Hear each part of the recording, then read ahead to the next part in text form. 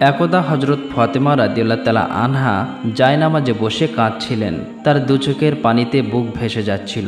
এমন সময় হজরত মুহাম্মদ সাল্লাল্লাহু আলাইহি ওয়াসাল্লাম ফাতেমার বাড়িতে আগমন করলেন এবং ফাতেমার ঘরে প্রবেশ করে দেখতে পেলেন জায়নামাজে বসে ফাতেমা রাদিয়াল্লাহু তাআলা আনহা অঝরে কাঁদছে। তখন বিশ্বনবী হজরত ফাতেমা রাদিয়াল্লাহু তাআলা আনহাকে উদ্দেশ্য করে বললেন, হে আমার কলিজার টুকরো মেয়ে ফাতেমা, তুমি তোমার জায়নামাজের কোনা উল্টে দেখো। তখন হজরত ফাতেমা রাদিয়াল্লাহু তাআলা আনহা তার জায়নামাজের কোনা উল্টে চমকে উঠলেন। তিনি বললেন, এ কি আব্বাজান, এ যে গলিত স্বর্ণের সদর দপ্তর গতিতে বয়ে যাচ্ছে। তখন হজরত মুহাম্মদ সাল্লাল্লাহু আলাইহি ওয়াসাল্লাম বললেন, মা, তোমার প্রয়োজন মতো স্বর্ণ উঠিয়ে রেখো, তার দ্বারা তোমার সংসার পরিচালনা করো এবং দুনিয়ার আরাম আয়েশ জাকজমক যা ইচ্ছা তাই করতে পারবে।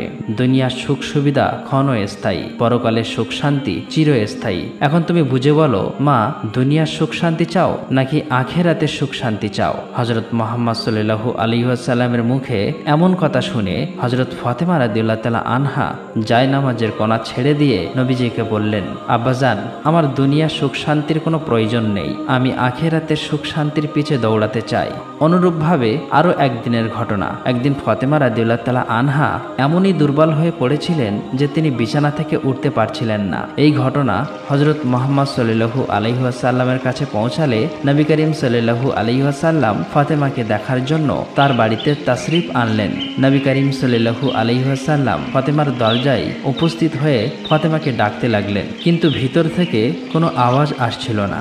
বিশ্বনবী আবারও ডাকলেন, ভিতর থেকে কোনো আওয়াজ আসছে না। তিনবারের মাথায় বিশ্বনবী ফাতেমাকে উদ্দেশ্য করে আবারও ডাকতে লাগলেন। তখন ভিতর থেকে হযরত ফাতেমা রাদিয়াল্লাহু তাআলা আনহার জবাব দিলেন, আব্বা গো, আমি কেমন করে দরজা খুলবো? আমার গায়ে যে ছোট্ট একটি চাদর, পায়ের দিক ঘোরালে মাথার দিক খালি হয়ে যায়, মাথার দিক ঘোরালে পায়ের দিক খালি হয়ে যায়। তখন বিশ্বনবী দরজার বাইরে থেকে তার মাথার রুমালটা নিয়ে দরজার ফাঁক দিয়ে ভিতরে দিয়ে ফাতেমাকে বললেন, মা, আমার রুমালটা তোমার মাথার দিক দিয়ে দাও। তখন ফাতেমা রাদিয়াল্লাহু তাআলা আনহা রুমালটা মাথার দিক দিয়ে দরজা খুলে দিলেন। তখন বিশ্বনবী ঘরের ভিতরে ঢুকে দেখতে পেলেন মা ফাতেমার চোখ মুখ মলিন হয়ে আছে। তখন নবীজি ফাতেমাকে বললেন, মা, তোমার কি অসুখ হয়েছে? ফাতেমা রাদিয়াল্লাহু তাআলা আনহা তখন নবীজিকে বললেন, আব্বাজান, কয়েকদিন যাবত উপোস থাকতে থাকতে ক্ষুধার জ্বালায় মাথা ব্যথায় দুর্বল হয়ে গিয়েছি। এটা শুনে হযরত ফাতেমা রাদিয়াল্লাহু তাআলা আনহাকে বিশ্বনবী বললেন, আমি আজ 3 দিন যাবত উপবাস, অথচ আমি আল্লাহর নিকট তোমার চেয়ে অধিক প্রিয়। আমি চাইলে তিনি দুনিয়ার সবচেয়ে ভালো খানা আমাকে খাওয়াতেন, কিন্তু আমি দুনিয়ার উপর আখিরাতকে প্রাধান্য দিয়েছি। তখন নবী করিম সাল্লাল্লাহু আলাইহি ওয়াসাল্লাম ফাতেমাকে বললেন, হে মা ফাতেমা, ধৈর্য ধরো, নিশ্চয়ই সুসংবাদ রয়েছে। আল্লাহর শপথ করে বলছি, বেহেশতে তুমি হবে রমণীকুলের সবার সর্দারিনী, বেহেশতের চাবি থাকবে তোমার হাতে। বিশ্বনবীর মুখে এমন কথা শুনে হযরত ফাতেমা রাদিয়াল্লাহু তাআলা আনহা চমকে উঠলেন। তিনি বিশ্বনবীকে বললেন, আব্বাজান, তাহলে মরিয়াম এবং বিবি আসিয়ার কি হবে? তখন নবীজি বললেন, মা, বিবি মরিয়াম তার সময়কার সকল মহিলাদের সর্দারিনী এবং বিবি আসিয়াও তার সময়কার সকল মহিলাদের সর্দারিনী, আর তুমি হলে এখন থেকে নিয়ে কিয়ামত পর্যন্ত যত মহিলা আছেন সকলের সর্দারিনী। সকলের সর্দারিনী হিসেবে তুমি বেহেশতে থাকবে। একদা হযরত ফাতেমা রাদিয়াল্লাহু তাআলা আনহা তার এক ইহুদি বান্ধবীর সাথে একটি বাগানে দাঁড়িয়ে কথা বলছিলেন। এমন সময় কয়েকজন লোক এসে সেই ইহুদি মেয়েটিকে বললেন, আপনার বাবা আপনাকে বাড়িতে যেতে বলেছে।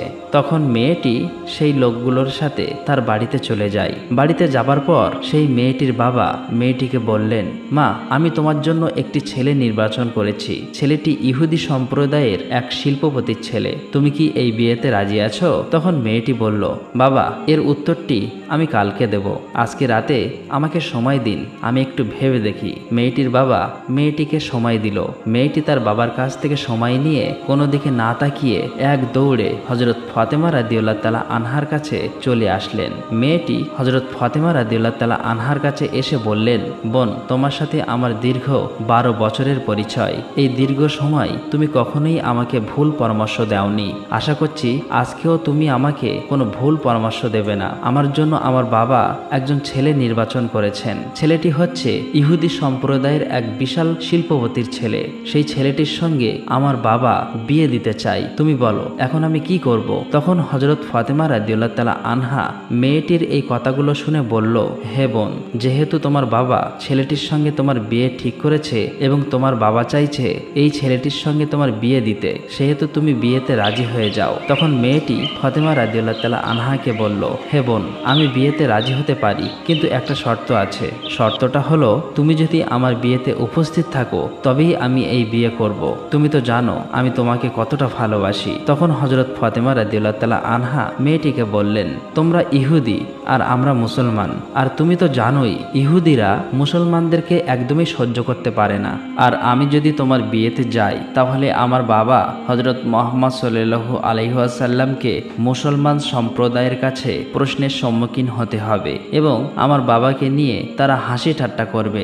এছাড়াও তোমাকে ইহুদি সম্প্রদায়ের কাছে প্রশ্নের সম্মুখীন হতে হবে এবং তারাও তোমাকে নিয়ে হাসি ঠাট্টা করবে। তাই আমি তোমার বিয়েতে উপস্থিত হতে চাই না। তখন সেই ইহুদি মেয়েটি হযরত ফাতেমা রাদিয়াল্লাহু তাআলা আনহাকে বলল, শোনো বোন, তুমি যদি আমার বিয়েতে উপস্থিত না থাকো তাহলে আমি কথা দিলাম কিয়ামত হয়ে গেলেও আমি এই ছেলেটিকে বিয়ে করব না। মেয়েটির এমন কথা শুনে এক পর্যায়ে নিরুপায় হয়ে হযরত ফাতেমা রাদিয়াল্লাহু তাআলা আনহা সেই মেয়েটিকে বললেন, ঠিক আছে বোন, আমি তোমার বিয়েতে যাব, তুমি এই কথা তোমার বাবাকে জানিয়ে দাও। তখন মেয়েটি ফাতেমা রাদিয়াল্লাহু তাআলা আনহার কথা শুনে এক দৌড়ে বাবার কাছে চলে এসে বললেন, বাবা, আমি এই বিয়েতে রাজি আছি, তবে একটা শর্ত আছে। শর্তটা হলো আমার বিয়েতে মুহাম্মাদের মেয়ে ফাতেমা আমার সাথে থাকবে। তখন মেয়েটির বাবা বলল, মুহাম্মাদের মেয়ে যদি আমাদের বাড়িতে আসে তাহলে সে আমাদের এই স্ট্যাটাসের সাথে মিলবে না, কারণ সে হচ্ছে গরিব, তার বাবাও গরিব, তারা ঠিকমতো দুবেলা খেতে পারে না, দেহে ভালো জামা কাপড় নেই, তাহলে তারা কি করে আসবেন তোমার বিয়েতে? যারা আসবে তারা সবাই ধনী শিল্পপতির মেয়ে, তাই মুহাম্মাদের মেয়ে ফাতেমাকে দাওয়াত দেওয়া যাবে না। তখন মেয়েটি তার বাবাকে বলল, বাবা, ফাতেমাকে যদি বিয়েতে আসতে বাধা দাও তাহলে আমি জীবনে এই বিয়ে করব না। এক পর্যায়ে বাবা নিরুপায় হয়ে রাজি হলো এবং মেয়েকে বলল, আমি তোমাকে অনুমতি দিতে পারি, তবে একটা শর্ত আছে। শর্তটা হলো যদি মুহাম্মাদের মেয়ে ফাতেমা আমাদের বাড়িতে আসতে চায় তাহলে তাকে সুন্দর জামা কাপড় পরে আসতে হবে। যদি পুরাতন জামা কাপড় পরে চলে আসে তাহলে আমার বাড়িতে ঢুকতে পারবে না। তখন সেই মেয়েটি বাবার কথা শুনে মেয়েটি আবার দৌড়ে হযরত ফাতেমা রাদিয়াল্লাহু তাআলা আনহার কাছে গিয়ে কেঁদে কেঁদে বলল, হে বোন, তুমি আমার বিয়েতে যাও, তা আমার বাবা চায় না, তবে আমার বাবা একটা শর্তে রাজি হয়েছেন। শর্তটি হলো আমার বিয়েতে তুমি যদি যাও তাহলে অবশ্যই সুন্দর জামা কাপড় পরে তোমাকে আসতে হবে। এখন তুমি বলো তুমি আমার বিয়েতে যাবে কিনা? এই কথা শুনে হযরত ফাতেমা রাদিয়াল্লাহু তাআলা আনহা কেঁদে কেঁদে বললেন, বোন, আমার জীবনে এমনও দিন কেটে গেছে আমি আমার জীবনে নতুন জামা কাপড় চোখেই দেখিনি। দিনের পর দিন চলে যায়, যার ঘরে চুলায় আগুন ধরে না, দিনের পর দিন চলে যায় আমরা না খেয়ে থাকি, সেখানে নতুন জামা কি করে পাবো? তখন মেয়েটি হযরত ফাতেমা রাদিয়াল্লাহু তাআলা আনহাকে বলল, বোন, তুমি যদি তোমার নিজের জবান দিয়ে একবার বলো যে আমি নতুন জামা কাপড় পরে তোমার বিয়েতে যাব, তাহলে আমার বিশ্বাস তোমার সৃষ্টিকর্তা মহান আল্লাহ রাব্বুল আলামিন তোমার জামা কাপড়ের ব্যবস্থা করে দেবেন, কারণ আমি জানি তোমার সাথে তোমার রবের অনেক ভালো সম্পর্ক। ফাতেমা রাদিয়াল্লাহু তাআলা আনহা এক সময় আবেগী হয়ে বললেন, ইনশাআল্লাহ আমি তোমার বিয়েতে যাব এবং পৃথিবীর সবচেয়ে দামি কাপড় পরিধান করেই যাব ইনশাআল্লাহ। তখন সেই মেয়েটি দৌড়ে তার বাবার কাছে গিয়ে তার বাবাকে বলল, বাবা, ফাতেমা আমার বিয়েতে আসবেন এবং সবার চেয়ে দামি কাপড় পরেই আসবেন। তারপর বিয়ের দিন তারিখ ঠিক হলো। এদিকে ফাতেমা রাদিয়াল্লাহু তাআলা আনহা চিন্তা করতে লাগলেন, বিয়ের দিন কাছে চলে আসছে আর আমি ওয়াদা করেছি বিয়ের দিন সেই বিয়ে বাড়িতে নতুন জামা কাপড় পরিধান করে যাব, কিন্তু আমার নতুন জামা কাপড় নেই। এই সব কথা চিন্তা করতে করতে হযরত ফাতেমা রাদিয়াল্লাহু তাআলা আনহা যায় নামাজ বিছিয়ে নামাজে বসে গেলেন।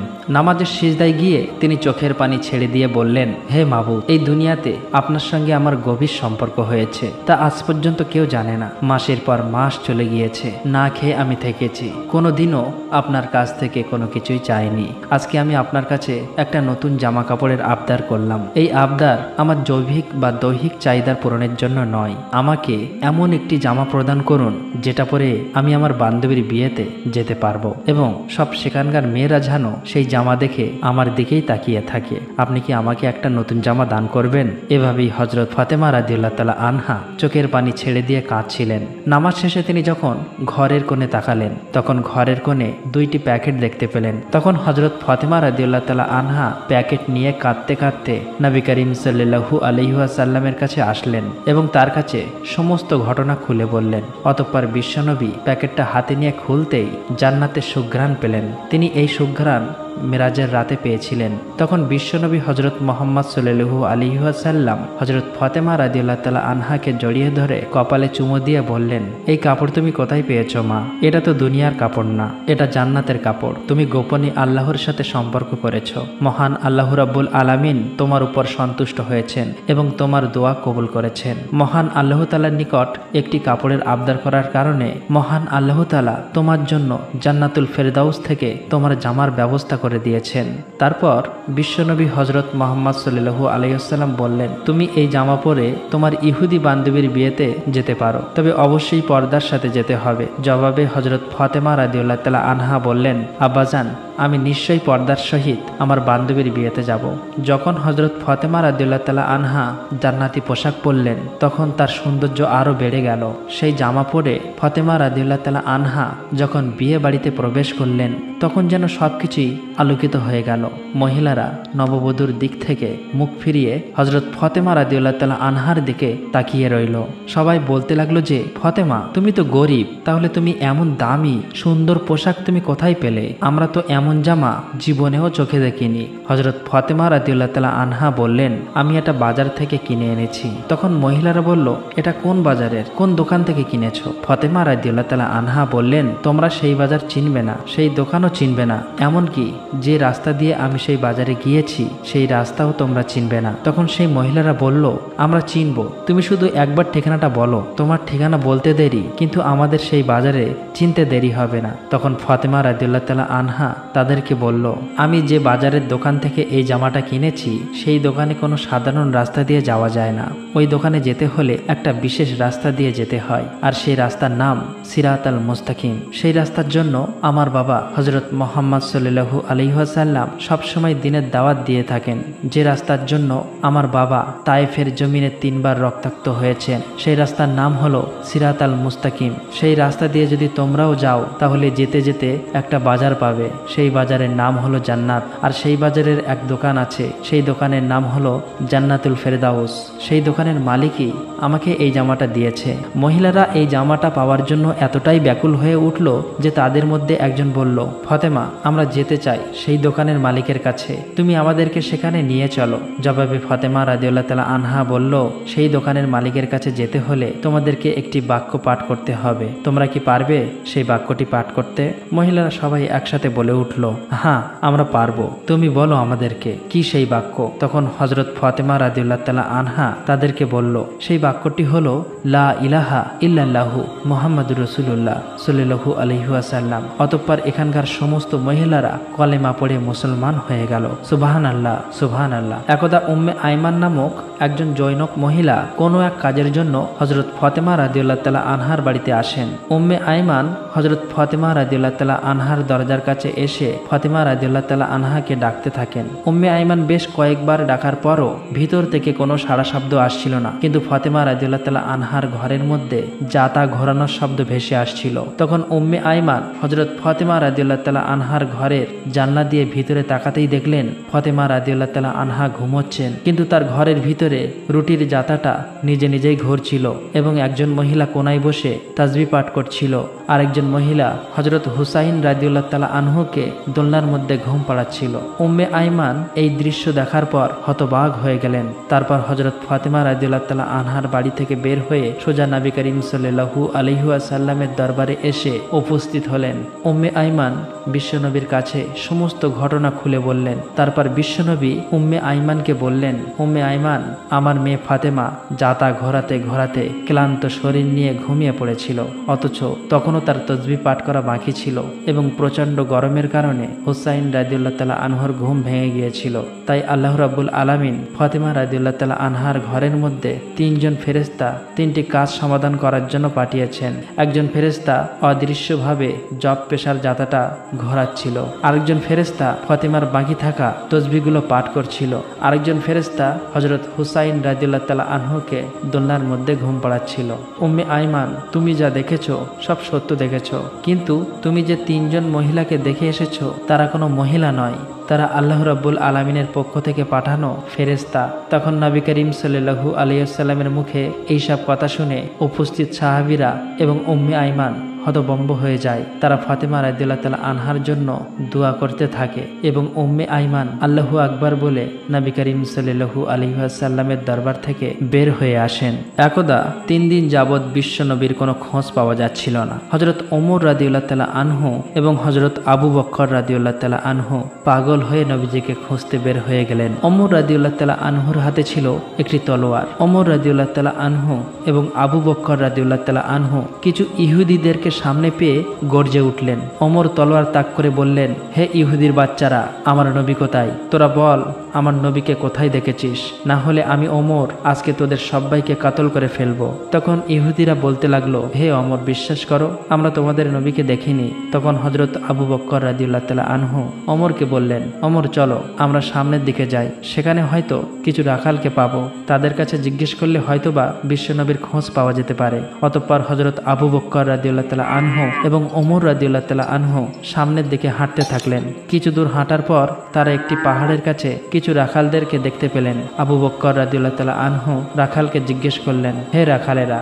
তোমরা কি এদিক দিয়ে আমাদের দ্বীনের নবীকে যাইতে দেখেছো? তখন রাখালদের মধ্যে একজন জবাব দিলেন, আমরা আজকে 3 দিন যাবৎ একজন লোককে এই পাহাড়ের গুহার মধ্যে সিজদায় পড়ে কান্নারত অবস্থায় দেখেছি। লোকটি আজকে 3 দিন ধরে কান্না করেই চলেছে, আর কান্না শুনতে পেয়ে আমাদের পশু পাখিগুলা আজকে 3 দিন যাবৎ কোনো ঘাস পানি খাচ্ছে না। পশুদের দুগ্ধপাই বাচ্চারা তাদের স্তনের মধ্যে মুখ লাগাচ্ছে না। ভাই, তোমরা তোমাদের লোককে নিয়ে যাও, না হলে হয়তোবা আমাদের পশু প্রাণীগুলো না খেয়ে মরে যাবে। তখন হযরত আবু বকর রাদিয়াল্লাহু তাআলা আনহু ওমরকে বললেন, ওমর, যার কান্না শুনে পশু পাখিরা খাওয়া দাওয়া ছেড়ে দিয়েছে সে আর কেউ হবে না, সে আমাদের দ্বীনের নবী হযরত মুহাম্মদ সাল্লাল্লাহু আলাইহি ওয়াসাল্লামই হবেন। চলো আমরা সামনে গিয়ে দেখি। অতঃপর হযরত আবু বকর রাদিয়াল্লাহু তাআলা আনহু এবং হযরত ওমর রাদিয়াল্লাহু তাআলা আনহু পাহাড়ের সামনে এক গর্তের মধ্যে গিয়ে দেখলেন বিশ্ব নবী সিজদায় পড়ে কান্না করতেছে। তখন ওমর রাদিয়াল্লাহু তাআলা আনহু নবীজিকে উদ্দেশ্য করে বললেন, নবী গো,